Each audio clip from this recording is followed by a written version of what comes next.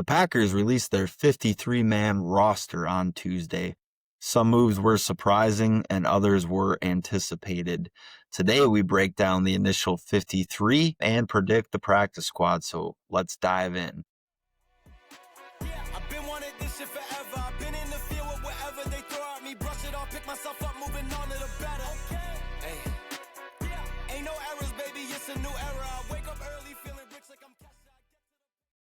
Hey everybody, welcome back to another episode of Sounds Good. My name is Jordan Olson and my co-host and best friend over here is Rob Ralph. As always, thanks to any new and returning listeners. We're definitely excited to be talking Packers football and this initial roster, which in a few short weeks here will be taking on the Detroit Lions as the official NFL season gets underway. But just remember, we have new episodes every Wednesday and Saturday on YouTube, Spotify, and Apple Podcasts. And we're still trying to give away some Sounds Good hats. So if you're not a public subscriber yet, go ahead and do that. When we get to 600, we're going to raffle off people from our last 50 subscriptions and give one of those hats away.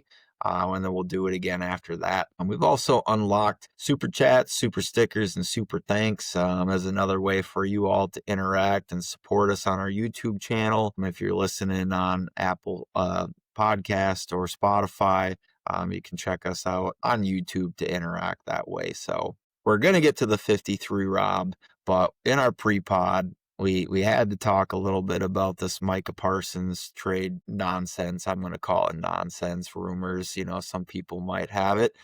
But what do you make of this? Apparently, the Packers have a real offer on the table, according to this Ricky Scoops on X, which includes 2 first-round picks, a second-round pick, and a 5th-round pick, and offering compensation of $45 million per season to MICAH Parsons. So what do you think? Well, I think there's 2 sides to this. You're giving away a bunch of assets and you're leveraging the future. And that's a hefty price, not only for the draft picks, but for the compensation and paying him to be one of the top pass rushers. So there definitely is that. I totally understand that. The other side of this is, you know, does MICAH Parsons make this team better? 1,000%. He does. I would be extremely ecstatic. This is obviously would be a big home run type of swing. No risk it, no biscuit type of move. So that would be pretty incredible to watch Packers football for the next couple of years with MICAH Parsons on the team. But also, you know, this Ricky Scoops, he's been oddly accurate with some of these deals. And I know he does this with all the NFL teams, which is why his post, if you haven't seen it, has got, you know, over a couple million impressions. It's got a lot of smoke to this too. But honestly, I will believe this when I officially see it. I think that's probably 99% noise. But yeah, I think MICAH Parsons on the Packers would be absolutely incredible. I'd welcome it with open arms for sure. But just know that, you know, you're giving up a ton. You're giving up a ton to get him in multiple different facets. Jordan, what are your thoughts if this actually comes to fruition? If it actually comes to fruition, meaning that I have to accept the compensation sent and that whole thing one way or another, I mean, I'd be excited for the move. I mean, you certainly are going all in for the next, 2-3 seasons plus, but the thing I can't help to think is you better be very satisfied with the core of this team, because if you're giving up 2 first-round picks, a second-round pick, you don't get a chance to go out and acquire a Matthew Golden or somebody like that in next year's draft that fixes another hole or weakness on your roster, and you're really going to lean probably into a 3rd or 4th-round pick to fix that. Man, you're spending all of your free agent dollars. I know Russ Ball is a genius madman, but another player making $45 million on this roster and things start getting really tight. So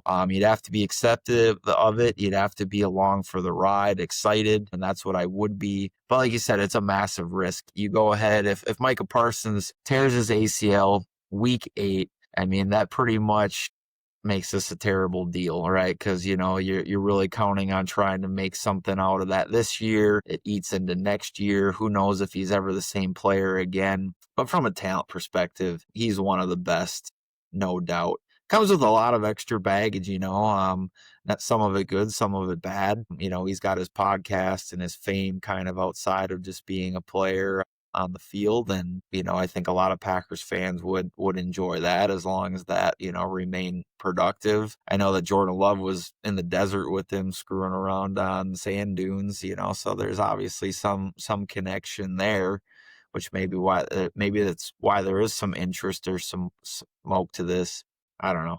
We won't go on this too long because I want to talk about the 53-man roster and real Packers moves that were made. I mean, the last thing I will say, though, is that, the Packers often handle all of their business in silence until something is done. And the fact that this business is out there makes me very skeptical that this is a real thing. Conversely, though, the Cowboys are opposite than that. They do enjoy the attention and the headlines, and I guess it wouldn't surprise me at all if they leak this to get their name in the newspaper. So internet newspapers are a dead thing, But let's talk 53-man roster. Like we said in the intro, a couple of surprises. A lot of things I think that people who've been following along all preseason would have anticipated. But what are your initial reactions on the initial 53? Obviously, we know this roster is going to shift and change. There might be, a pickup or an addition in the next 24, 48 hours. Some players are going to move to the practice squad. But what are your initial thoughts, Rob? Yeah, I think for the most part, it's pretty much what we expected. There's a few moves in here. I don't know if you want me to get into it that I thought were a little interesting, or maybe I would have gone around it a different go way. ahead. Yeah, what did you find intriguing about the way that they built this year's team or selected this year's team? Donovan Jennings in there, as the 9th offensive lineman.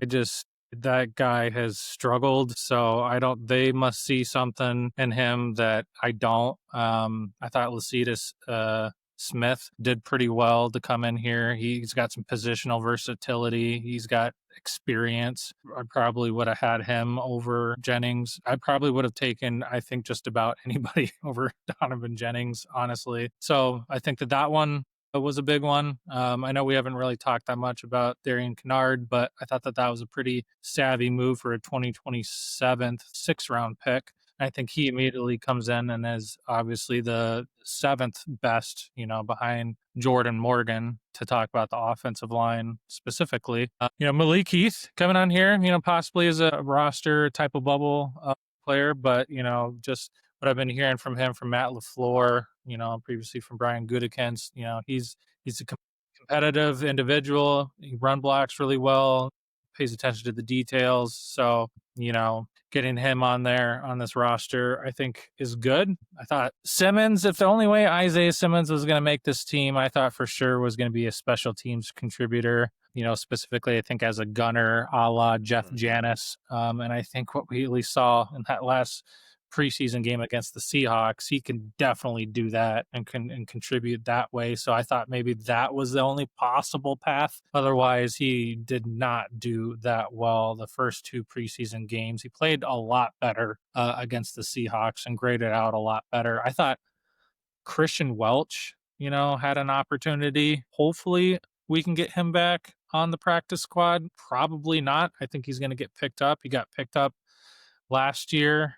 He graded out really, really well against the Seahawks too. So I thought there was an opportunity there if he wanted to keep 5.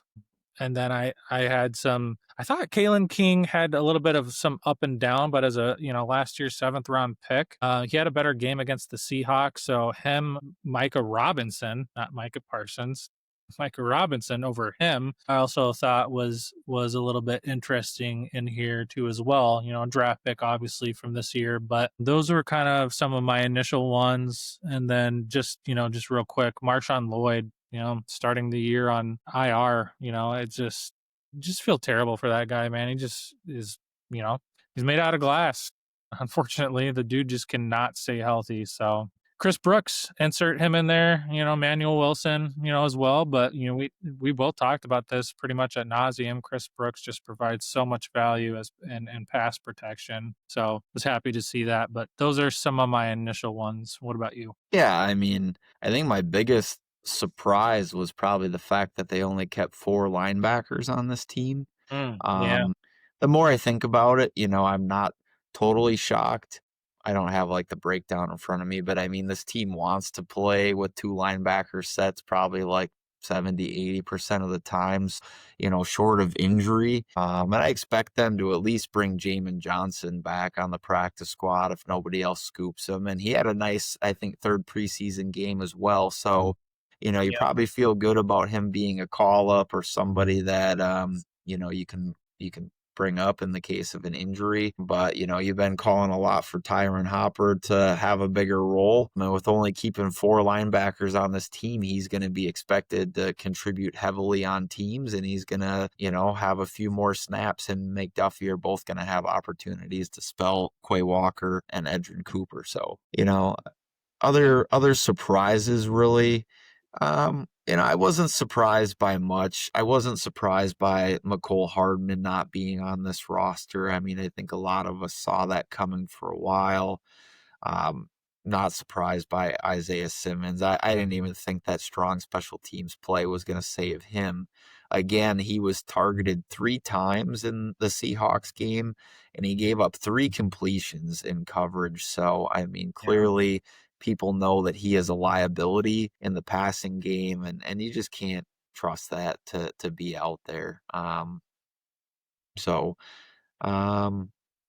mean, just big storyline from way back in the beginning of OTAs. That's, I mean, just kind of a big surprise, or like I'm happy for it, is just that the Bull Melton experiment actually worked out. He's making this team as a corner, might even be as high as corner 4. We'll see in week 1 or week 2 how many snaps he actually gets, and if it's worth the hype of that switch. He's certainly going to take some time to adjust. I'm almost going to treat it like a rookie season for him, where he's going to have some plays where he gets burnt. But he's going to kind of work through that. But back to the Kennard piece for a minute too. I think that was a really savvy move. And, that he was somebody that the Packers did bring in for a top 30 back in 2022. I did a little bit of digging. He kind of meets all of the criteria of everything the Packers are looking for in an offensive lineman right now. 6'5", 322, excellent run blocker. Has a little bit left to be desired in the passing game. But somebody that's a guard, I think we've talked about this before on the pod. The Packers usually can kind of groom guys into being better pass protectors, but they've struggled to develop guys into being run blockers. So I think they're kind of thinking that with Kennard. And then just the O linemen in general. I think Mark Tauscher was recently talking about they might be kind of forced to keep an extra guy or two that they may not want to, just due to injuries. We don't know what Aaron Banks' situation is going to be like for week 1, or Elton Jenkins. So, you might have to put Jordan Morgan in there at left guard, and then you've already got Kennard in there as your, primary backup. You have to have at least somebody like Donovan Jennings around that knows the system enough to be trusted there. So when you get to your first PUP or IR related call up after week 4, it's probably going to come down to somebody like Donovan Jennings or Kamal Hadden to be the first guy that gets bumped off this list. And then Malik Heath, the one benefit to him outside of his blocking is that he is under team control for next year still. So, after maybe Dobson and Watson are off this team, you have a little bit more continuity there. So I did like that from a roster building perspective. So question for you, Rob, because my dad and I were talking about this earlier today as we kind of broke down the 53-man roster. But who do you think's going to field the punts and the kicks for this team? Because most of the reps were going to players who are not on this roster anymore during the preseason. Man, that's tough. I immediately want to go to Jaden Reed, but just because he's got the experience, but we all know and have seen how that has kind of panned out. So, man, And I that's mean, I'm really right there tough. with you, but then my dad threw this at me because that was, I said I have a week 1 answer and I have a week 4 answer. But then my week 1 answer was, oh, it's Jaden Reed and Keyshawn Nixon. And he's like, well, Jaden Reed might not even be out of his boot by week 1. And I'm Right, like, oh, right. yeah, I forgot about that. So that throws another wrench into that. Um, but my week 4 answer is I think if Savion Williams gets healthy, that he's going to contribute more. I think that's a sneaky good one too. I was like looking at Golden, but I'm like, nah. I mean, I guess you never know, but probably not. But say bigger, can still run fast, can take some hits. There's definitely something to that. I mean, he's like a yak kind of monster, right? I mean, that's what Yeah, his tape shows. I would love to see him get out in space. And, like Keyshawn's a pretty small guy, right? He's like 5'10" and some change, but you get a guy that's, like 6'4" or whatever, 215, 220 pounds running at you, full head of steam. I mean, that's kind of yeah, scary, right? yeah. I actually I wouldn't mean, mind that. and Cordell Patterson did that for years, and that was some of his comps. So maybe Savion, and when he gets healthy, and integrated, and probably somebody who's your 5th wide receiver, you don't mind if he gets a little dinged up. I think Golden is already way too valuable to this Yeah, offense to be thrown out there. I mean, I think that's why they're trying to get Reed and Nixon out of those roles. I think week 1 you're gonna see a heavy dose of like Romeo Dobbs and Matthew Golden being like your top 2 receivers and 2 wide receiver sets.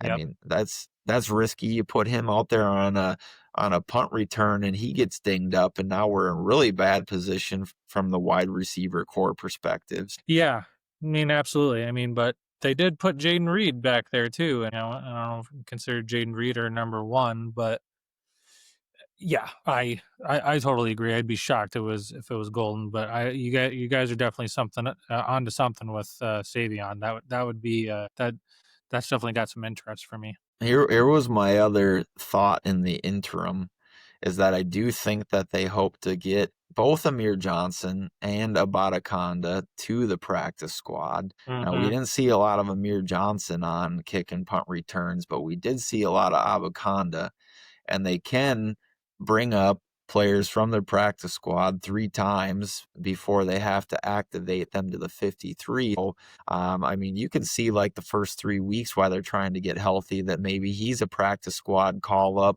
and fielding those returns. I mean, he got all those reps in the preseason. So. Yeah, yeah, it will be interesting to see who does all of that. It's a really good conversation for week one, especially Mhm. with Jaden Reed, not knowing if he's going to be in or out. Yeah.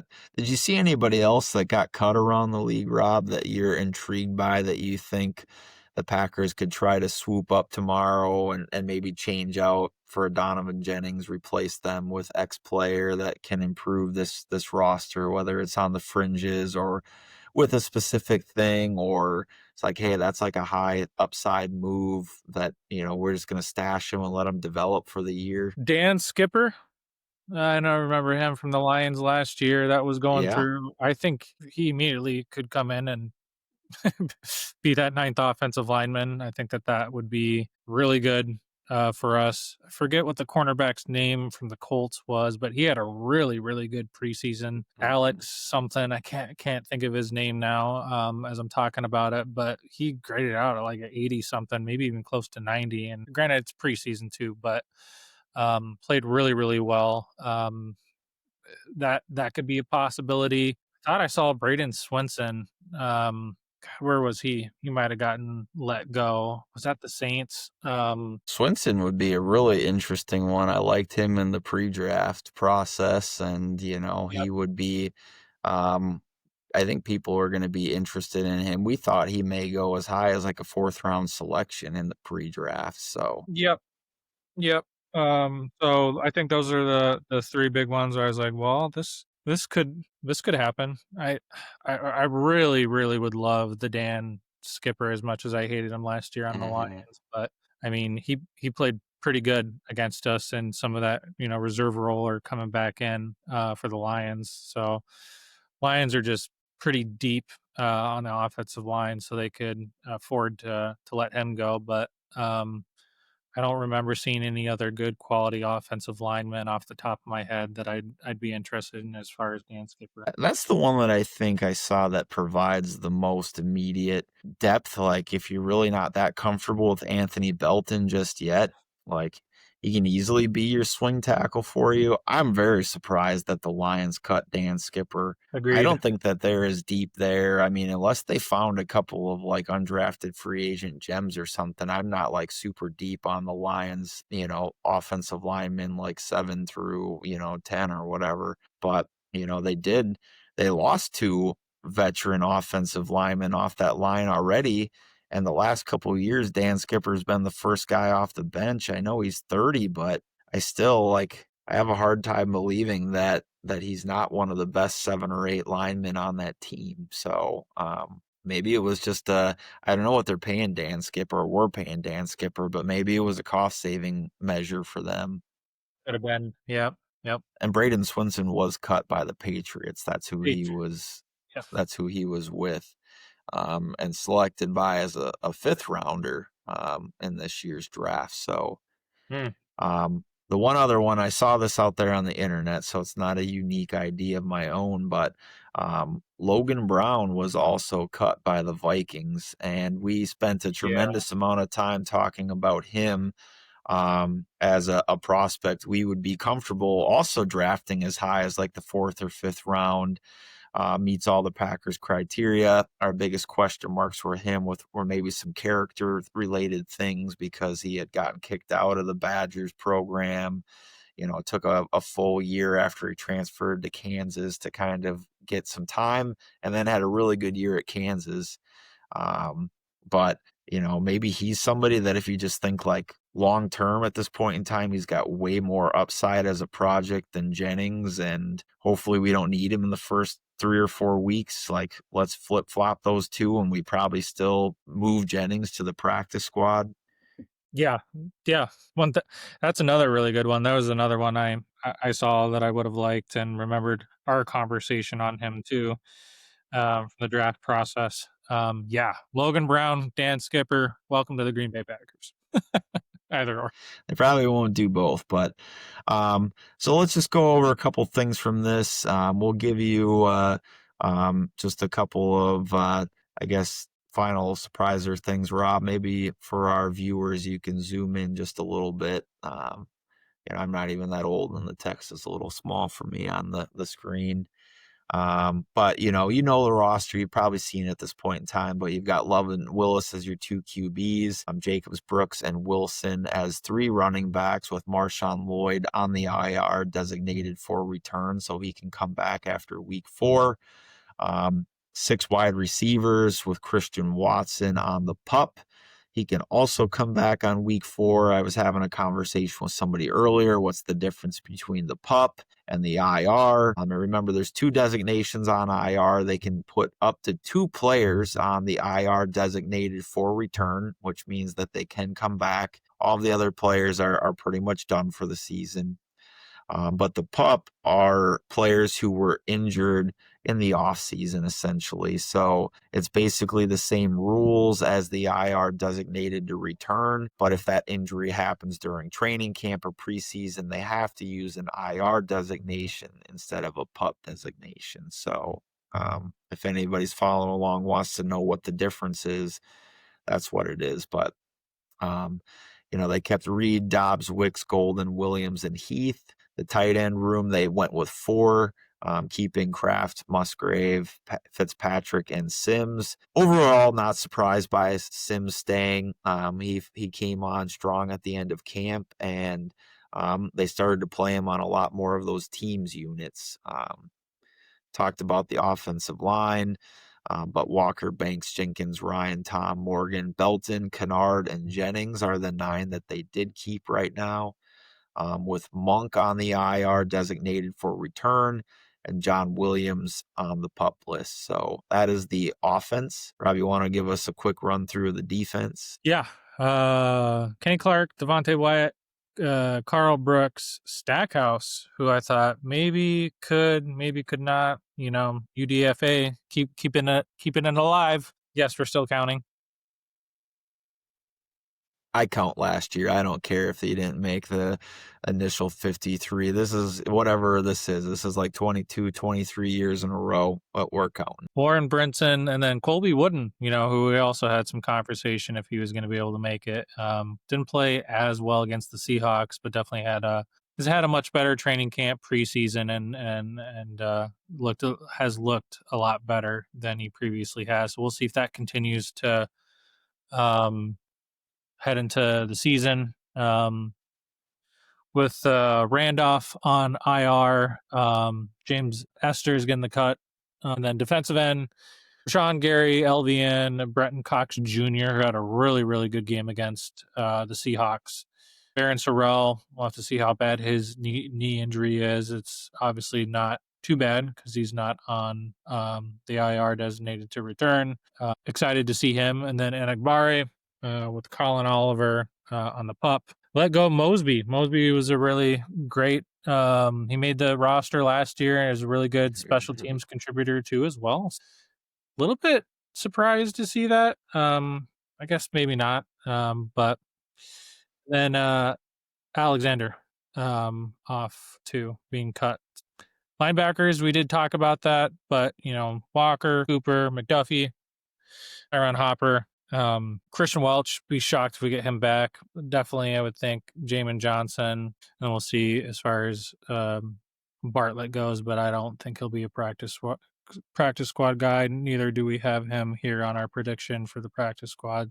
Cornerback, you heard us talk about a little bit too, but Keyshawn Nixon, Nathaniel Hobbs, Carrington Valentine, CB4, Bo Melton, Micah Robinson, and Kamal Haddon, who had a much better Seahawks performance.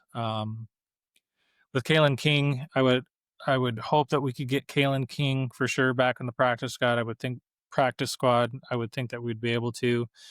Valentine, and then Herring and Hollis Jr. getting the cut. And then safeties, McKinney, Evan Williams, Bullard, Oladapo, who had a pretty good preseason, and then Zane Anderson, who also contributes pretty well on special teams, with Omar Brown being on the IR and then Jonathan Baldwin getting the cut. So, and then obviously specialists, not much to say there. McManus, Whelan, and Orshek, who recently got a contract, well-deserved for him. So I guess good long snappers are hard to find these days. So if you have an adequate one, I guess you better hold on to them. These specialists, I don't know. Everybody thinks their jobs are so easy, but whether you're kicking the ball, snapping the ball, holding it, they're very niche positions. So I think the Packers have learned to be happy if you have somebody decent. You just took for granted so many years with Brett Good, and I think they're happy with Orchek and the other specialist right now. So I did want to, for people who have been watching our last couple episodes, you were like, hey, you moved Javon Bullard back to safety. At this point in time, the Packers have him listed as a safety at the depth chart. I still expect to have him play heavy in the slot, heavy nickel. I still think in the slot's his best position, but they continue to want to call him a safety, and he probably is the first safety off the bench with his versatility behind McKinney and Williams. That's why the change on this chart. Practice squad predictions quick. This episode's going to come out at about 8 a.m. Eastern time, so 7 a.m. Central time tomorrow or today as you listen to this, and at 11 a.m. Central time, the Packers are going to be able to start to put players on the practice squad if they've cleared waivers. So players that we think that are going to make it through or hoping make it through. Taylor Elgersma, obviously he showed a lot of talent and potential this preseason. All accounts say that he has a lot of learning to do.